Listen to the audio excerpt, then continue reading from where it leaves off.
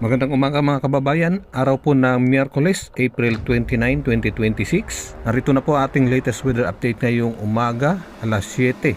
Base dito sa ating latest weather satellite images, may pag-ulan na po na ating nakikita sa Northern Luzon, sa Palawan, sa Zamboanga, Basilan at Eastern Leyte. Central Luzon, Northern Luzon at natitirang bahagi po ng Visayas at Mindanao ay mananatili pong mainit ngayong umaga, ngunit pagsapit po ng hapon hanggang gabi ay mataas po ang tsansa na magkaroon po ng mga pag-ulan. Kasalukuyan wala pa naman po tayong nakikitang LPA sa loob at labas ng ating bansa, ngunit may binabantayan po tayong kumpulang kaulapan dito po sa silangan ng ating bansa. Kung nakikita nyo po, yung sumisilip po bandang kanan.